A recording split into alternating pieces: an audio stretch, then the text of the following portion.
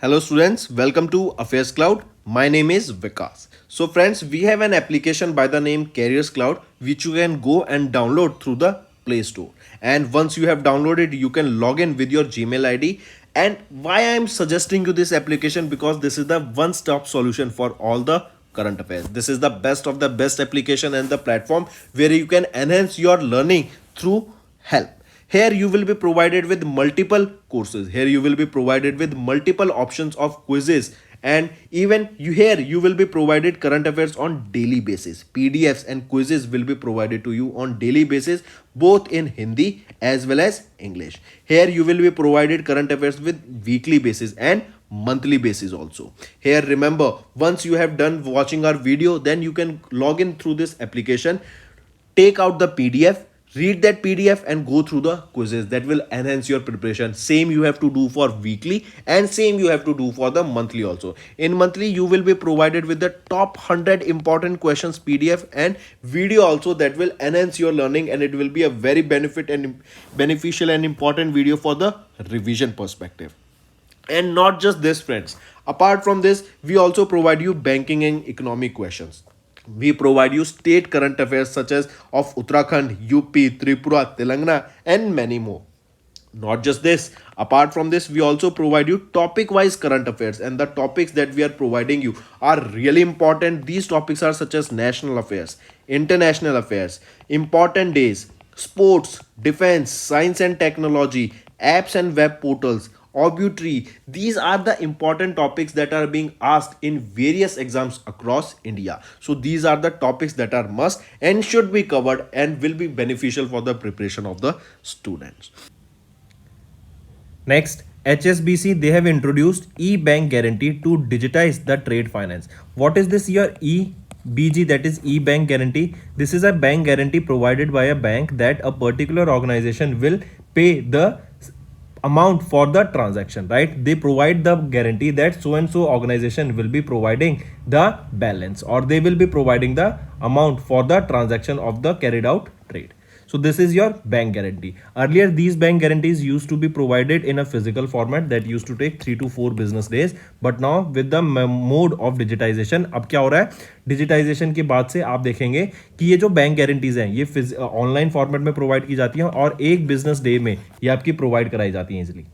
With this HSBC, ये वो पहला HSBC इंडिया वो पहला फॉरेन बैंक बन गया जो कि ऑफर कर रहा है इलेक्ट्रॉनिक बैंक गारंटी. फिर यहीं पे आप देखेंगे ई स्टैंपिंग एंड ई साइनिंग की प्रोसेस को भी यहाँ पे सिंप्लीफाई किया गया, जिसकी मदद से ई बैंक गारंटीज और जल्दी आपकी प्रोवाइड कराई जा सकती हैं. और यहीं पे पहला फॉरेन बैंक कौन सा बना, HSBC इंडिया, जो कि प्रोवाइड करा रहा है बैंक गारंटी. फिर यहीं पे याद रखेंगे इन सितंबर 2022 last year HDFC bank India का लार्जेस्ट प्राइवेट सेक्टर बैंक बना था, जो कि इंडिया का पहला बैंक था कि जो प्रोवाइड कर रहा है ई बैंक गारंटी. किसके साथ मिलके, विद NESL. करेक्ट. तो HSBC इंडिया ने टाई अप किया NESL के साथ to provide e bank guarantees, और ये पहला फॉरेन बैंक बना. और पहला इंडियन बैंक कौन सा था, वो था HDFC बैंक. HSBC बैंक की अगर हम बात करें तो यहाँ पे चीफ एग्जीक्यूटिव ऑफिसर कौन रहेंगे, वो है हितेंद्र देव. मुंबई महाराष्ट्र हेडक्वार्टर 1853 में स्टैब्लिश किया गया. वहीं पे NESL की बात करें तो MD एंड CEO कौन है, देवाज्योति रे चौधरी. हेडक्वार्टर मुंबई महाराष्ट्र और 2016 में स्टैब्लिश किया गया था. और ई बैंक गारंटी क्या है, ये एक डिजिटल इक्विवेलेंट है of the traditional paper based bank guarantees. ये बैंक गारंटी इशू करती है कि जो बैंक है to a beneficiary on the behalf of an applicant, जो कि प्रॉमिस करता है to pay the beneficiary a specific amount of money if the applicant fail to fulfil a certain obligation. मतलब अगर एक इंडिविजुअल व्यक्ति जिसके बेसिस पे बैंक गारंटी प्रोवाइड कर रहा है, अगर वो फेल हो जाता है पे करने के लिए, तो बैंक वहां पर वो पेमेंट करेगा. Next, which organization became the first life insurance company in India to receive the GIFT IFSC registration? तो GIFT Cities IFSC रजिस्ट्रेशन को पाने वाला वो पहला इंश्योरेंस कंपनी कौन सी बन गई है, वो है इंडिया फर्स्ट लाइफ इंश्योरेंस.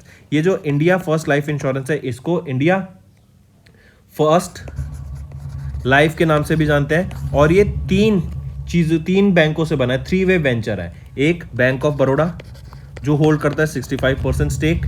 फिर आ जाता है आपका Carmel point investment India private limited जो 26% होल्ड करता है. और फिर आ जाता है यूनियन बैंक ऑफ इंडिया जो कि होल्ड करता है 9% इन दिस पर्टिकुलर स्टेक. ठीक है। अगर फिर बात करें India First Life insurance company की ही, यहाँ पे managing director and chief executive officer कौन रहेंगे? RM विशाखा। नवंबर 2009 में इसको इनकॉर्पोरेट किया गया था और मुंबई महाराष्ट्र में इसका हेडक्वार्टर रहेगा। नेक्स्ट यहाँ पर देख सकते हैं India First Life insurance Company, जो इंडिया फर्स्ट लाइफ है, ये वो पहला लाइफ इंश्योरेंस कंपनी बनी इंडिया में to receive the GIFT cities IFSC रजिस्ट्रेशन, and IFSC unit of India First will soon commence their operation. Next, SEBI ने unveil किया new format for mutual fund scheme. ये जो न्यू नॉर्म्स हैं ये suggest किए गए AMFI के द्वारा, जो कि है association of mutual funds in India, and इनको रिकमेंड किया गया था म्यूचुअल फंड एडवाइजरी कमेटी के द्वारा। ये जो नया फॉर्मेट है ये 1 अप्रैल 2024 से फोर्स में आ जाएगा, करेक्ट। और यहीं पे याद रखेंगे इन्होंने न्यू फॉर्मेट प्रोवाइड किया है फॉर SIDs। SID क्या है? SID क्या है? Scheme information document. यहाँ पे जो चेंजेस हैं अगर उसकी बात करें तो AMC एसेट मैनेजमेंट कंपनी ने क्लियर मस्ट, जो एसेट मैनेजमेंट कंपनीज होती हैं उनको क्लियरली स्टेट करना पड़ेगा benchmark index for each scheme and explain कि उन्होंने उसको क्यों चूज किया है दैट इंडेक्स को to compare the scheme's performance, and if applicable they must also disclose the second tier benchmark जो रिफ्लेक्ट करता है फंड मैनेजर्स का investment style within that category, कि वो किस स्टाइल से इन्वेस्ट करते हैं, क्या उनकी तरीके रहते हैं, किस चीज के बेसिस पे वो इन्वेस्ट करते हैं, वो सारी चीजें यहाँ पे शो करनी पड़ेगी। फिर ये सेक्शन इंक्लूड करेगा web link which will also display the total expense ratio for the previous 6 months along with the scheme fact sheet, correct। next आ जाते हैं IMF International Monetary Fund headquarter Washington DC, इनके द्वारा project किया गया global growth rate to what percent in 2024। तो 2024 में जो ग्लोबल ग्रोथ रेट एक्सपेक्ट की गई है वो है 2.9% की। वहीं पे 2023 की जो ग्लोबल ग्रोथ रेट एक्सपेक्ट की जा रही है वो है 3% की। यहीं पे अगर मैं इन्फ्लेशन की बात करूं तो इन्फ्लेशन 2023 में कितनी एक्सपेक्टेड है? 6.9% की, और 2024 में इन्फ्लेशन है 5.8% की, राइट। इवन बोला जाने आने वाले टाइम में हम देखेंगे this is a high chance कि रिसेशन भी आ सकता है because of the economic condition. तो राइट ऑप्शन बनता है यहाँ पर ऑप्शन 1। IMF की बात करें तो मैनेजिंग डायरेक्टर कौन रहेंगे? Kristalina Georgieva, headquarter Washington DC, and इसको कब स्टैब्लिश किया गया था? 1944 में इसको स्टैब्लिश किया गया था। तो IMF ने प्रोजेक्ट किया global growth rate to slow to 2.9% in 2024 amid economic slowdown. Next आ जाते हैं किस ऑर्गेनाइजेशन ने अभी जीता AFC presidents recognition bronze award for grass root level. तो ब्रॉन्ज अवार्ड जीता है AIFF ने, जो कि है ऑल इंडिया फुटबॉल फेडरेशन ने। लेकिन अगर हम बात करें गोल्ड की, सिल्वर की और फिर आ जाता है ब्रॉन्ज, तीनों देखते हैं। गोल्ड किसने जीता इस AFC प्रेसिडेंट्स रिकॉग्निशन अवार्ड? तो गोल्ड अवार्ड जीता है फुटबॉल ऑस्ट्रेलिया ने, football association of Australia. Silver award किसने जीता? गुआम फुटबॉल एसोसिएशन ने। और ब्रॉन्ज किसने जीता है? AIFF ने। ठीक है, ये AFC के जो एनुअल अवार्ड्स होते हैं याद रखेंगे, ये 27वां एडिशन था AFC एनुअल अवार्ड का। 18 कैटेगरीज में प्रेजेंट किया गया था, करेक्ट। एंड यहीं पे याद रखेंगे जो AFC men's player of the year 2022 है वो किसको दिया गया है? सलीम अल दवसारी को, करेक्ट। ये सऊदी अरेबिया के प्लेयर हैं और इनको यहाँ पे AFC player of the year main category में, और वीमेन कैटेगरी में कौन है? समांता कैर। ठीक है, ये ऑस्ट्रेलिया की बिलोंग करती हैं, और मेन कैटेगरी में कहां से बिलोंग करते हैं? सऊदी अरेबिया से। चलिए, तो आप यहां पे देख सकते हैं AIFF इन्होंने ब्रॉन्ज अवार्ड जीता in the 27th edition of the AFC awards. तो ब्रॉन्ज अवार्ड किसको? AIFF को।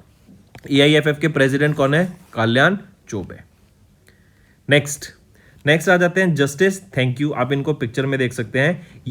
इनको अभी अपॉइंट किया गया है acting chief justice of Meghalaya High court. I repeat, Meghalaya High court के जो एक्टिंग चीफ जस्टिस अपॉइंट किए गए हैं वो कौन रहेंगे? आप यहाँ पिक्चर में देख सकते हैं जस्टिस, थैंक यू, इनको अपॉइंट किया गया है अभी recently the acting chief justice. तो RBI ने अभी रिसेंटली याद रखेंगे प्रेसिडेंट ऑफ इंडिया ने, जो कि है Draupadi Murmu ma'am, under the power of article 223 of the constitution of India, इन्होंने अपॉइंट किया जस्टिस हरमन सिंह को एज द सीनियर मोस्ट जज of Meghalaya High Court as their acting chief justice with effect from 2 November. Next है RBI ने appoint किया मनोरंजन मिश्रा को as the new executive director. RBI ने appoint किया मनोरंजन मिश्रा को as the new executive director with effect from 1 November as as the executive director Manoranjan Mishra ये oversee करेंगे 3 departments को, enforcement, risk monitoring and external investment and operation. And prior to the invest appointment as ED he was serving as the chief general manager in the department of regulations of RBI.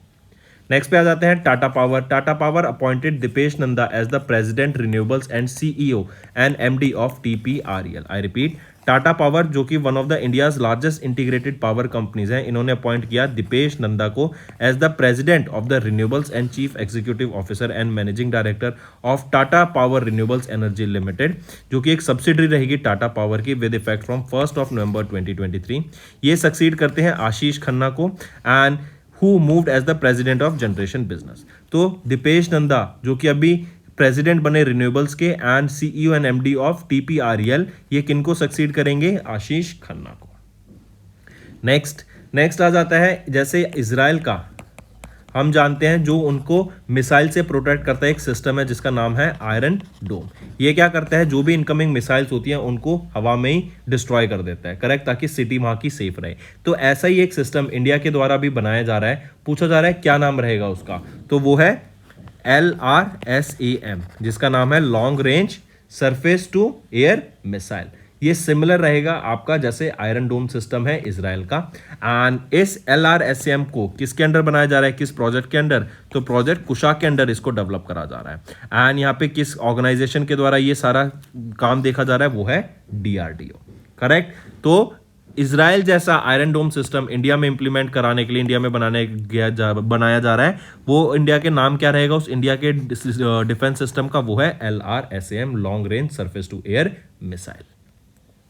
Next आ जाता है फिर अभी 22 feet long statue of Bharat Ratna Sachin Tendulkar, जो कि काफी famous Indian farmer cricketer रह चुके हैं. इनका एक स्टैचू अनवेल किया गया जो कि 22 फीट का है, कहां पर, मुंबई के वानखेड़े स्टेडियम में, करेक्ट. और याद हो तो सचिन तेंदुलकर को यहाँ पे अभी नेशनल आइकन अपॉइंट किया गया है. कहाँ का नेशनल आइकन अपॉइंट किया गया by election commission of India 3 साल के लिए, ताकि वोटर अवेयरनेस क्रिएट की जा सके. ठीक है. फिर इसी के साथ साथ याद रखेंगे ह्वांगझो एशियन गेम्स कहां पर हुए थे, ह्वांगझो चाइना में हुए थे.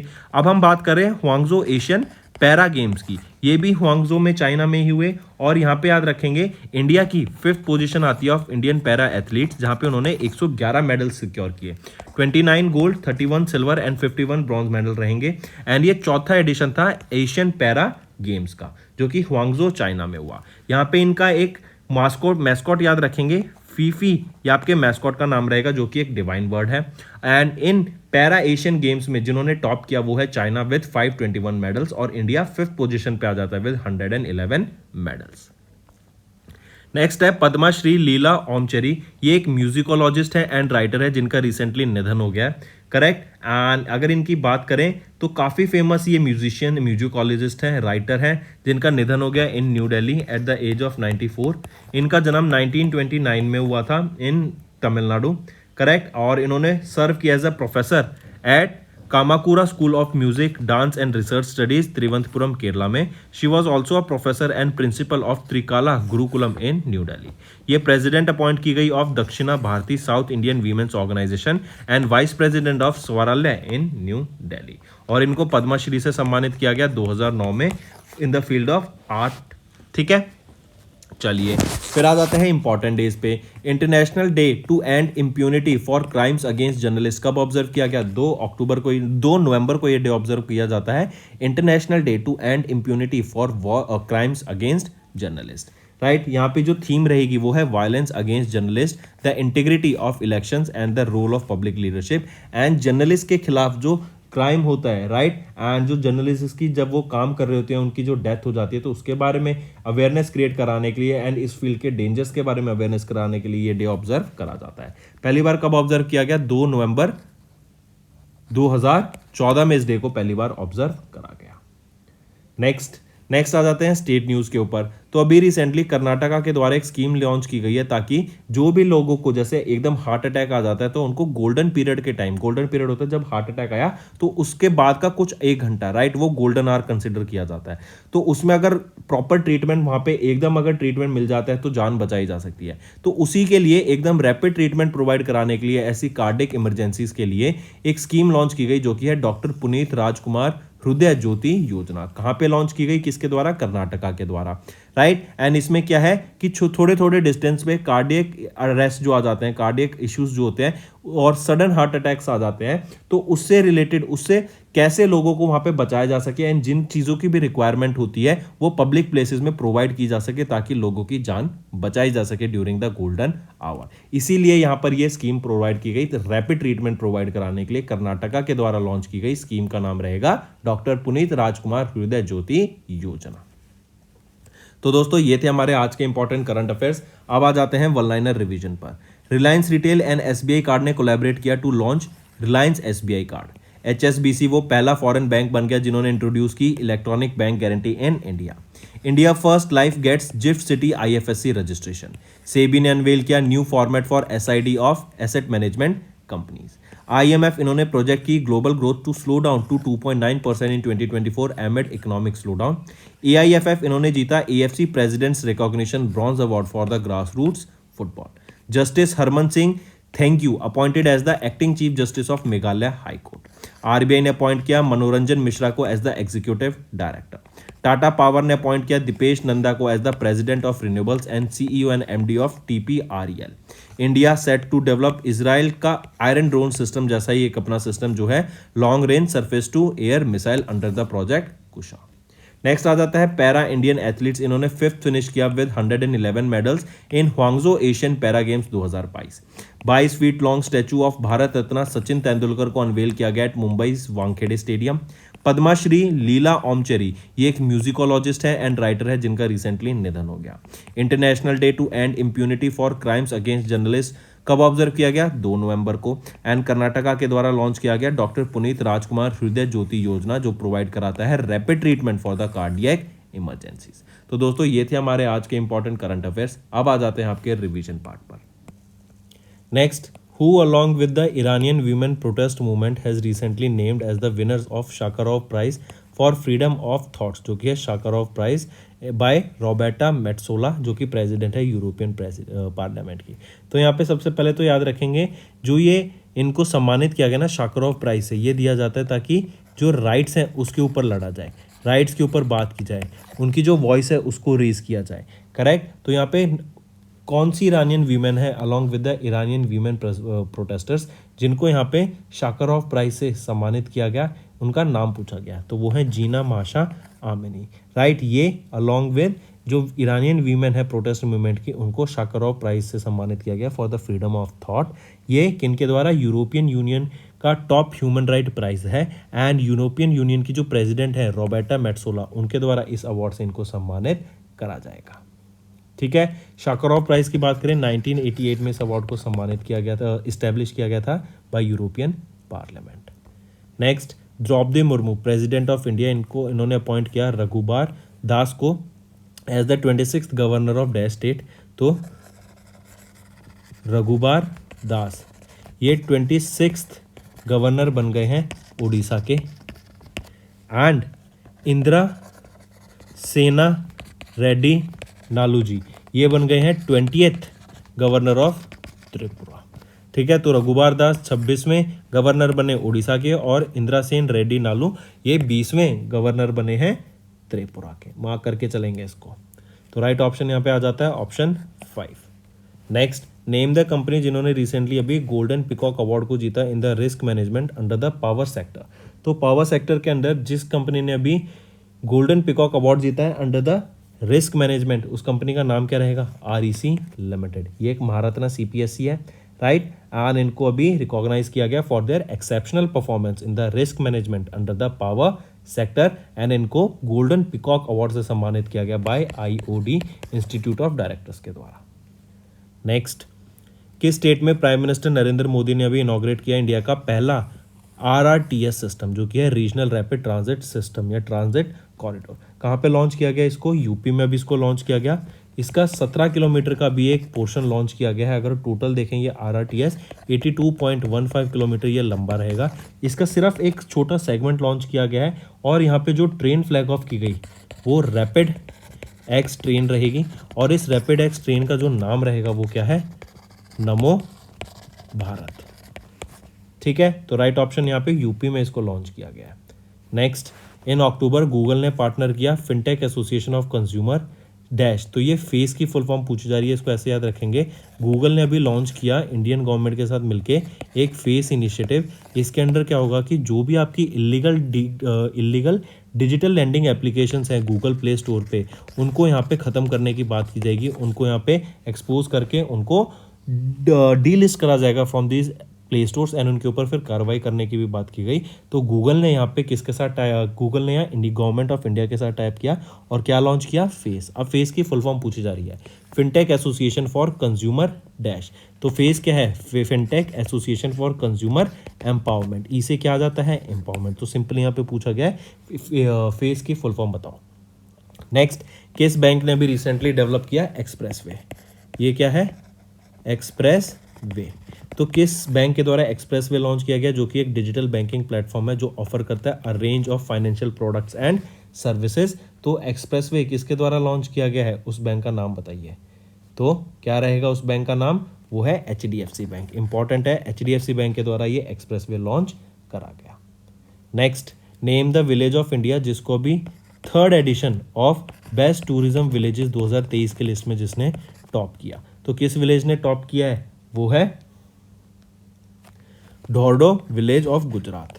ठीक, इन्होंने टॉप किया as the best tourism village. अगर पूछा जाए best tourism village, best tourism village upgrade programme में किसने टॉप किया, तो वो रहेगी माडला विलेज। और माडला विलेज कहाँ पर है, ये मध्य प्रदेश में रहेगी। अगर best tourism village upgrade programme की बात कर रहे हैं तो माडला विलेज, और बेस्ट टूरिज्म विलेज की बात कर रहे हैं तो ढोडो विलेज गुजरात की। UNWTO के द्वारा ये दोनों रिलीज की जाती हैं। ठीक है। Next, which military station in India has been bagged और has bagged the best green military station award. तो best green military station award से किसको सम्मानित किया गया, वो है Udhampur rail military station of Jammu and Kashmir. Second position पे कौन सा आ जाता है, Dehradun military station second position पे आ जाता है। और फर्स्ट पोजीशन पे कौन सा रहेगा, best green military station award के लिए वो है Udhampur military station. Next, name the personality who has been conferred with the harmony foundations 19th mother Teresa memorial award for social justice. तो याद रखेंगे इनका नाम क्या रहेंगी, ये है नरगिस मोहम्मदी। इनको अभी 2023 के नोबेल पीस प्राइज से भी सम्मानित किया गया, क्योंकि ये ईरानियन वीमेन के खिलाफ जो वहाँ पे राइट्स उनके छीने जा रहे हैं, जो उनको सप्रेस किया जा रहा है, तो उसके खिलाफ यहाँ पे ये लड़ रही हैं नरगिस मोहम्मदी।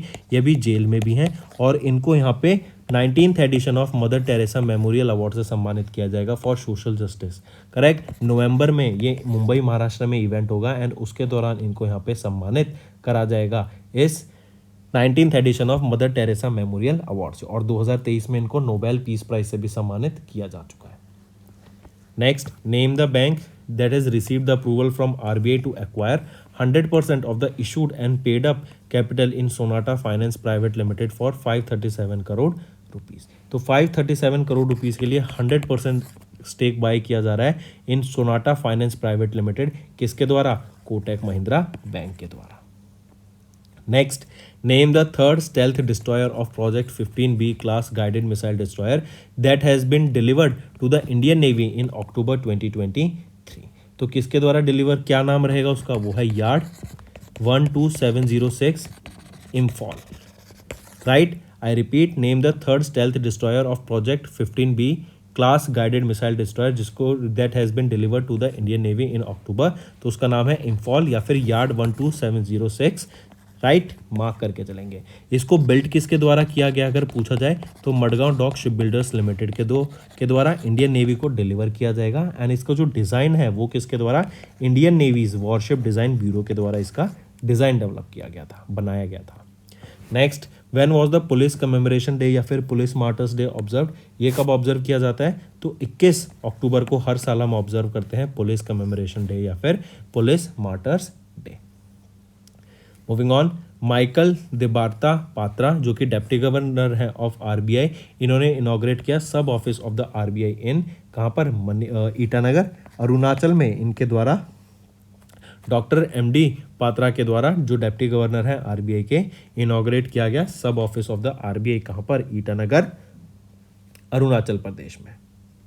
Next, in October Sargaalaya arts and craft village at Iringal जो कि केरला में है, इसको सेलेक्ट किया गया था as one of the best 100 tourist destinations in the world by the green destination congress जो कि टैलिन एस्टोनिया में हो। मैं फिर से बता रहा हूँ, सरगाल्या आर्ट्स एंड क्राफ्ट विलेज ये इरिंगल केरला में लोकेटेड है, राइट। एंड इसको भी लिस्ट किया गया था in the 100 tourist destinations in the world as the green destination congress जो कि एस्टोनिया में थी, उसके दौरान 100 टूरिस्ट डेस्टिनेशंस की लिस्ट में इसको ऐड किया गया था, बेस्ट 100 टूरिस्ट डेस्टिनेशन की लिस्ट में। कहाँ पर है? केरला में।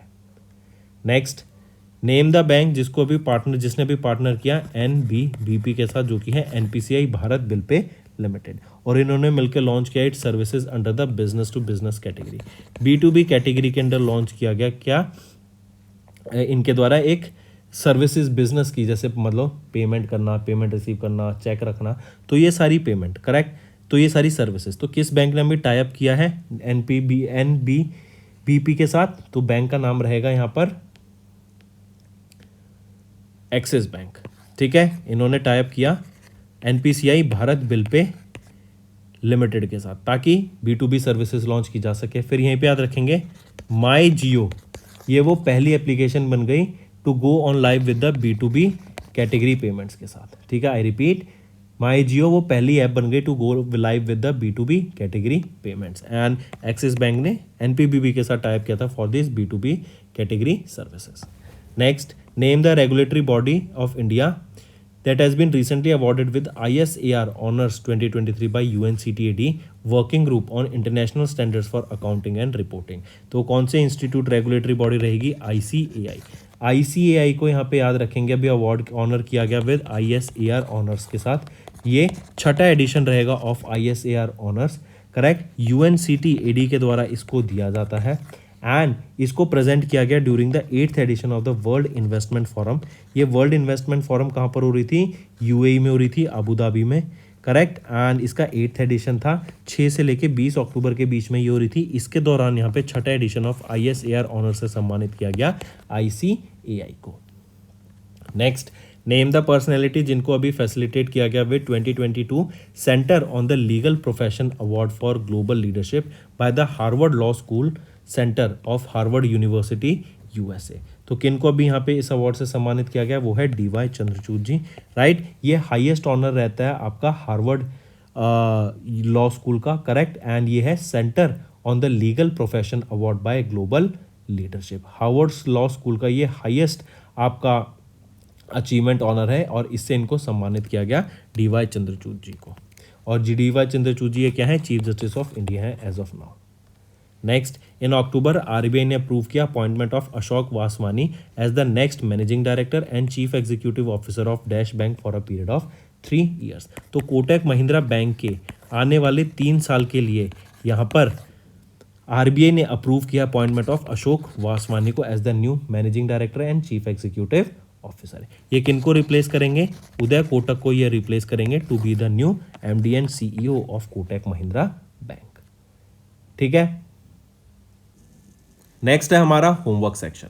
पहला, इंडिया का फर्स्ट एवर लेवेंडर फार्म कहाँ पे कंस्ट्रक्ट किया जा रहा है? लेवेंडर फार्म और लेवेंडर फेस्टिवल भी कहाँ ऑब्जर्व किया जाता है, बताओ। Next, what is the name of the platform launched by prime minister on national unity day? तीसरा, प्रोजेक्ट कुशा जो कि इंडिया की long range air defence system project को डेवलप कर रहा है under the purview of which institution? और बताओ, अभी हमने डिस्कवर किया तो जैसे इजराइल का आयरन डोम है, इंडिया के डिफेंस सिस्टम का क्या नाम रहेगा? ये तो 3 आपके होमवर्क क्वेश्चंस रहेंगे फ्रेंड्स। ज़्यादा से ज़्यादा मैं पार्टिसिपेशन आपसे डिजर्व करता हूँ बच्चों से कि आप सब यहाँ पे कमेंट करेंगे। जो वीडियो डेली बेसिस पे देखते हैं सभी बच्चों से मैं चाहता हूँ कि वो यहाँ कमेंट करके आंसर दें। So that's all for the day friends. Thank you and have a nice day. That's all for the day, friends. I hope you enjoyed the session and you can follow us on the YouTube channel as well as apart from YouTube channel, you can go and follow us at Affairs Cloud Telegram channel. And if you have any queries related to the content or the of courses offered to you or the payment which you did on the application, you can contact us on the number provided, that is 7677333862. Apart from this friends, you can follow us on the Facebook as well as on Instagram handle, that is affairscloud_official. In the end friends, If you use a code that is Vikas10, you will be getting an additional extra 10% discount by using this code Vikas10. Also, if you have any problem regarding the course purchase, any problem regarding to our application, you can contact us on the mobile number that is 9677333862. And if you want to mail us, you can also mail us on support@affairscloud.com, and I assure you that our representative from us will be contacting you soon and resolving your issue.